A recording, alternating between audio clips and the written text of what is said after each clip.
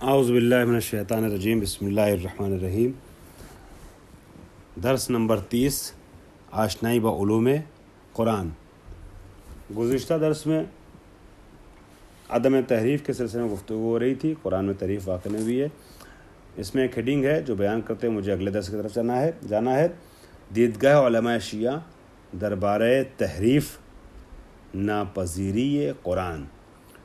شیعہ ہمیشہ عدم تحریف کے قائل رہے ہیں، منکر تحریف رہے ہیں، اور علماء اسلام نے، علماء تشیع نے، علماء شیعہ نے بہت شدت کے ساتھ علمبرداری کی ہے عدم تحریف کے عقیدے کی اور نظریے کی۔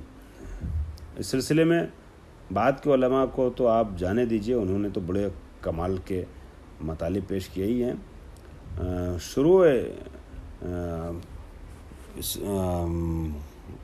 اسلام میں یا آغاز غیبت کبریٰ یا دوران غیبت صغریٰ بھی جو علماء کرام رہے ہیں انہوں نے بھی اس طریقے کی باتیں کی ہیں۔ چنانچہ غیبت صغریٰ کے ہی دور میں زندگی گزارنے والے شیخ المحدثین ابو جعفر محمد بن علی بن حسن بن بابوہ صدوق، شیخ صدوق رحمۃ اللہ علیہ، انہوں نے اپنے اعتقادات والے رسالے میں، رسالہ اعتقادات میں، ٹھیک ہے، عقائد صدوق بہت مشہور ہے ان کی، اس میں تحریر فرمایا ہے کہ ہم معتقد ہیں اس بات کے کہ قرآن پیغمبر اکرم پر جو نازل ہوا تھا یہی قرآن ہے جو آج ہمارے سامنے ہے، جو رائج ہے، یہی قرآن نبی پر نازل ہوا تھا، اور جو بھی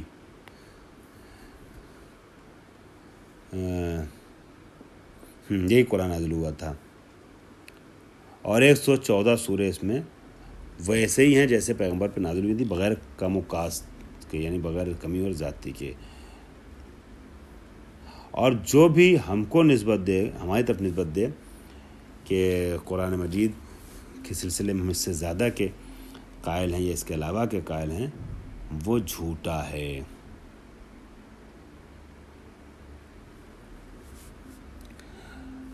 بہت سے علماء اہل سنت کہ جنہوں نے مسئلہ تحریف کے سلسلے میں منصفانہ گفتگو بحث کی ہے، ڈسکس کی ہے، تحریر کی ہے اپنی بات کتاب کو، انہوں نے شیعوں کو اس تہمت سے مبرہ جانا ہے، اور وہ جانتے ہیں کہ شیعہ تحریف کے قائل نہیں ہیں، منزہ جانا ہے۔ اس سلسلے میں ایک نام شروعاتی علماء دور کے علماء میں ابو الحسن اشعری کا ہے۔ ابو الحسن اشعری اشاعرہ جو فرقہ ہے کلامی اعتبار سے اہل سنت کا ایک بڑا طبقہ معتزلہ کے مقابلے میں، اس کے بانی ابو الحسن اشعری ہیں۔ انہوں نے بھی کہا ہے کہ شیعہ جو ہے وہ قائل نہیں ہے۔ وہ تحریر کرتے ہیں کہ شیعہ دو طریقے کے ہیں، ایک وہ ہیں کہ جو کوتاہ نظر ہیں، کم پڑھے لکھے ہیں اور فکر اور تعقل سے ماورا ہیں، بس ایسے ہی باتیں کر جانے والے، جیسے آج کے دور میں آپ نے دیکھا ہوگا بہت سے ممبر پہ آنے والے کچھ ان پڑھ ٹائپ کے لوگ جو تحفۃ العوام بھی نہیں پڑھ پاتے ہیں، اور نہیں پڑھا انہوں نے، دیکھا نہیں کھول کر کے، اور کیا نام ہے توضیح المسائل بھی اردو میں ترجمہ کی بھی نہیں پڑھ پاتے، ممبر پہ آتے ہیں اور بڑی بڑی شخصیتوں کے خلاف زبان کھولنے لگتے ہیں، جاہل ٹائپ کے لوگ۔ تو کہا کہ ایک اس طرح کے لوگ ہیں سطحی نظر رکھنے والے، اور ایک جو ہے، البتہ اس گروہ میں کچھ تھوڑے بہت پڑھے لکھے بھی ہوتے ہیں، مگر کسی مصلحت کے تحت من جملہ عوامی خوشنودی کے لیے وہ باتیں کہہ جاتے ہیں ممبروں سے کہ جو وہ خود اپنے دل سے نہیں کہنا چاہتے۔ تو کہتے ہیں کہ شیعوں میں بھی اس طرح کے دو طریقے افراد ہیں، ایک اس طرح کا گروہ ہے سطحی نظر رکھنے والا، یہ کہتے ہیں کہ بعض کلمات قرآن جو ہے وہ ناپید ہو گئے ہیں، نابود ہو گئے ہیں، لہذا مکمل قرآن نہیں ہے، اور ان کی دلیل وہ روایتیں ہیں جو شیعوں کے نزدیک، محققان شیعہ کے نزدیک معتبر نہیں ہیں۔ دوسرا گروہ ان محققان کا ہے، ان شیعوں کا ہے جو محقق ہیں، صاحبان نظر ہیں، کوتاہ نظر نہیں ہیں بلکہ دقیق نظر ہیں۔ وہ لوگ کہتے ہیں کہ قرآن مجید میں کسی طریقے کی تحریف واقع نہیں ہوئی ہے۔ تو جو لوگ ان شیعوں کے بارے میں جانتے ہیں، شیعہ علماء کے بارے میں انہوں نے پڑھا ہے، وہ اس بات کو بخوبی بیان کرتے ہیں اور درک کرتے ہیں اور پیش کرتے ہیں کہ شیعوں کے یہاں تحریف کا نظریہ نہیں پایا جاتا ہے۔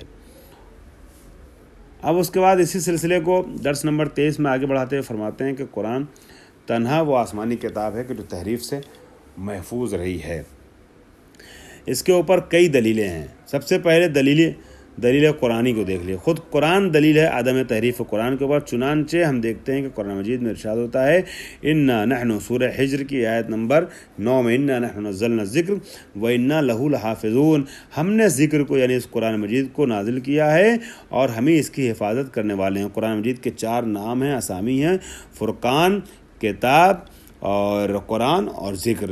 تو اللہ فرماتا ہے کہ ہم نے نازل کیا اور ہم اس کی حفاظت کرنے والے ہیں۔ یا سورہ فصلت کی آیت نمبر 41 اور 42 میں ارشاد ہوتا ہے وَإِنَّهُ لَكِتَابٌ عَزِيزٌ۔ بڑا عجیب اور بڑا دقیق نقطہ ہے جس کی طرف صاحب کتاب متوجہ کر رہے ہیں آپ کو اور ہمیں کہ إِنَّهُ لَكِتَابٌ عَزِيزٌ لَا يَأْتِيهِ الْبَاطِلُ مِن بَيْنِ يَدَيْهِ وَلَا مِن خَلْفِهِ تَنزِيلٌ مِن حَكِيمٍ حَمِيدٍ، کہ یہ کتاب عزیز ہے، اس میں باطل نہیں آ سکتا، نہ سامنے سے نہ پیچھے سے، اور یہ اللہ حکیم اور حمید کی جانب سے نازل ہونے والی کتاب ہے۔ یہاں واضح طور پر صراحت کے ساتھ بیان کیا گیا ہے قرآن مجید سالم ہے اور اس میں کسی بھی طریقے کا گزند اور کسی بھی طریقے کا نقص اور حملہ اور کمی واقع نہیں ہوئی ہے، حملے کا شکار نہیں ہوا ہے۔ اور لفظ عزیز کا جو استعمال کیا گیا ہے اس دقیق نقطے پر اشارہ کرتے فرماتے ہیں کہ عربی زبان میں وہ چیز کہ جو کسی بھی باہر کے عامل سے سبب سے متاثر نہیں ہوتی ہے، عامل خارجی سے متاثر نہیں ہوتی ہے، جس کے اوپر باہر کی کسی چیز کا اثر نہیں ہوتا، اسے عزیز کہتے ہیں۔ گویا قرآن مجید باہر کے ہر طرح کے اثر کو قبول کرنے سے بچنے والی کتاب ہے، کسی بھی طریقے نفوذ سے محفوظ ہے، نفوذ ناپذیر ہے کتاب باہر کی، یعنی اس میں کچھ کم اور زیادہ نہیں ہو سکتا، باہر سے اس میں کچھ ایڈ نہیں کیا جا سکتا۔ یہ کتاب عزیز ہے، قرآن کی خود دلیل ہے جو قرآن پیش کر رہا ہے۔ در واقع قرآن جو ہے وہ باطل کے مقابلے میں دفاعی حالت رکھتا ہے، اور آیات اور جملات قرآن اس طریقے سے مستحکم اور استوار ہیں کہ ہرگز باطل جو ہے وہ اس قرآن میں نفوذ ہونے میں ناکام ہے، نفوذ کرنے میں یا نافذ ہونے یا داخل ہونے میں ناکام ہے۔ دوسری جانب جو ہے اگر دیکھا جائے کسی چیز کا اضافہ ہونا یا کسی چیز کم ہونا، یہ قرآن میں باطل ہونے کا آنے کا سبب ہے۔ قرآن کہتا ہے اس میں باطل نہیں آ سکتا، اب اگر قرآن میں کچھ آ رہا ہے تو یہ باطل ہے، قرآن سے کچھ ہٹ رہا ہے تو یہ باطل ہے۔ تو قرآن کا کم یا زیادہ ہونا قرآن کے عدم بطلان کے اوپر جو دعویٰ ہے اس کے مخالف ہے، یہ اس سے ٹکرا رہا ہے، تضاد میں ہے، لہٰذا ماننا پڑے گا قرآن میں کسی بھی طریقے کی تحریف واقع نہیں ہوئی ہے۔ اب ایک سوال اشکال اس کا جواب دے رہے ہیں، ہو سکتا ہے کوئی کہ یہ جو آیت ہے انا نحن نزلنا الذکر وانا لہ لحافظون، جس کو آپ بیس بنا کے کہہ رہے ہیں کہ قرآن مجید میں تحریف واقع نہیں ہوئی، کیا دلیل ہے کہ یہ آیت خود قرآن کی نہ ہو، وہ قرآن مجید کی ہے کہ نہیں ہے؟ اس میں بھی تو تحریف ہو سکتی ہے، ہو سکتا ہے قرآن کی آیت ہی نہ ہو، بڑھائی گئی ہو۔ تو اس کا جواب یہ ہو سکتا تھا، ہم مان سکتے تھے، لیکن اس وقت مانتے کہ جب تحریف کے نظریوں کا قائل افراد میں سے ایک تو کہتا ہے کہ قرآن مجید میں تحریف بھی زیادہ بھی ہوئی ہے۔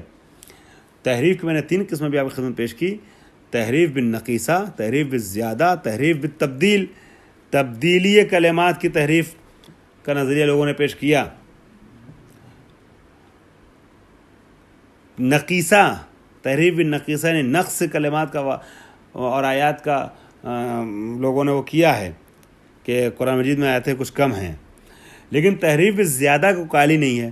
تو جب سب کا اتفاق ہے، تب وہ لوگ جو تحریف کے قائل ہیں وہ دعیان تحریف بھی اس بات کے اوپر اتفاق رکھتے ہیں کہ قرآن مجید میں نہ ایک لفظ بھی بڑھا نہیں ہے، تو پھر پورا یہ جملہ انا نحن نزلنا الذکر وانا لہ لحافظون اس کے جیسی اور آیتیں کیسے بڑھ سکتی ہیں؟ تو جب مدعیان تحریف بھی عدم زیادہ کے قائل ہیں تو اس کا مطلب بڑھا نہیں کچھ، اور جب نہیں بڑھا تو یہ آیت کم سے کم قرآن مجید کی اپنی آیت ہے، اللہ کا کلام ہے، اور اللہ کہہ رہا ہے کہ اس میں تحریف واقع نہیں ہوئی ہے، تو اس کا مطلب کمی بھی واقع نہیں ہوئی ہے۔ اس کے بعد دلیل نمبر 2 روایی دلیل ہے۔ احادیث کو اگر آپ دیکھیں گے تو احادیث بھی کثرت سے اس بات کو سمجھاتی ہیں کہ قرآن میں کوئی تحریف واقع نہیں ہوئی۔ چنانچہ حدیث سے مشہور جو ہے حدیث ثقلین انی تارک فیکم الثقلین کتاب اللہ وعطرتی اہل بیتی، اس میں لفظ اہل بیتی نہیں ہے لیکن اکثر روایت میں اہل بیتی ہے. اہل بیتی ما ان تمسکتم بہما لن تضلوا بعدی بھی ہے بہت سی روایت میں لن تضلوا بعدی. وانہما لن یفترقا حتی یرد علی الحوض. میں تمہارے درمیان دو گراں قدر چیزیں چھوڑ جا رہا ہوں، کتاب خدا اور ہماری اطاعت اہل بیت. اگر تم ان سے متمسک رہو گے تو ہرگز گمراہ نہیں ہوگے، اور یہ دونوں جدا نہیں ہوں گے یہاں تک کہ حوض کوثر پر ہم سے ملاقات کریں.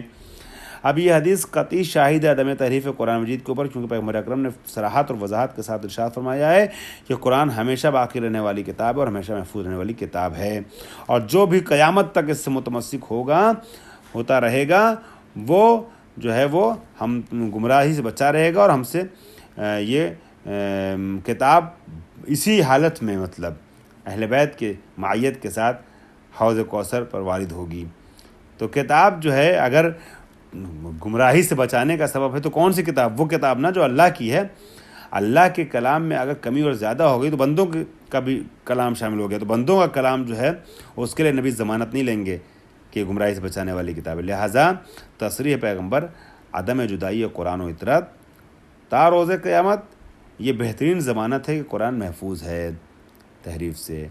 اسی طریقے سے آپ دیکھیے گا کچھ احادیث اس طریقے کی بھی ہیں کہ جن میں یہ بتایا گیا ہے کہ جب فتنہ ہو تو فتنہ روزگار سے بچنے کے لیے قرآن سے متمسک ہو جاؤ. تو اگر قرآن میں خود حفاظت نہ ہو، قرآن خود فتنہ زمانہ سے اپنے کو بچا نہ سکے، ان فتنہ زمانہ میں سے ایک تحریف کا فتنہ ہے، تو پھر قرآن جو ہے دوسروں کو فتنے سے کیا بچائے گا.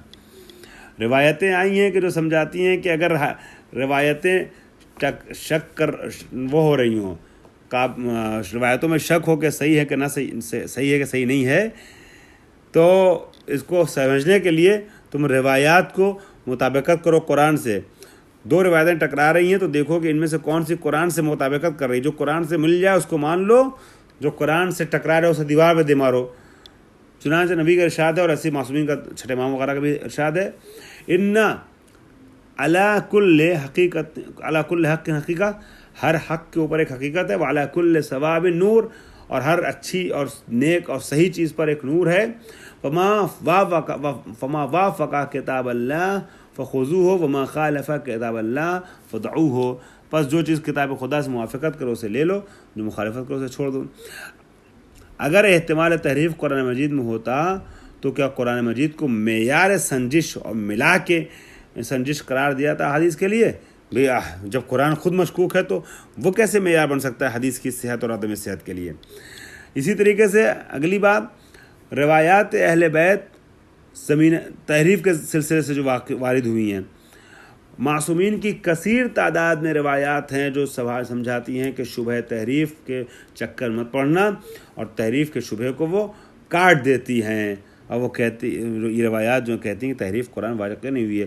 اور شیعہ بھی شروع سے اہل بیت کی پیروی کرتے ہوئے عدم تحریف قرآن کے اعتقاد پر باقی رہے ہیں. اگر 1400 سال میں دو چار شیعہ، البتہ دو چار شیعوں کے ساتھ سینکڑوں ہو جاتے ہیں، مگر پڑھے لکھے لوگوں کی بات کر رہے ہیں جو علم کے میدان کے دو چار نکل آئے. اگر اس طرح کے کہ جو تحریف کے نظریے قائل ہو کسی وجہ سے، تو آپ جو ہے ایسے ہزاروں شیعہ علماء کے اوپر ان کی بات کو ترجیح نہیں دے سکتے ہیں.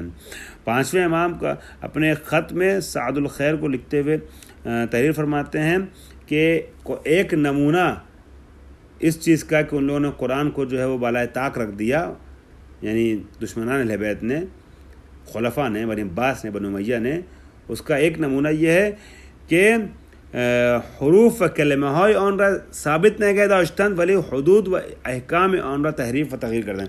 انہوں نے کلمات، قرآن مجید کے کلمات کو تو جیسے تھے ویسے رہنے دیا، میں اس کے معنی کو بدل دیا، اس کے احکام کو بدل دیا، ٹھیک ہے، اور اس کے حدود کو چھوڑ دیے. تو یہ جو ہے بتاتا ہے کہ قرآن مجید میں تحریف معنوی واقع ہوئی مگر تحریف لفظی واقع نہیں ہوئی ہے. تحریف معنوی کیا ہے؟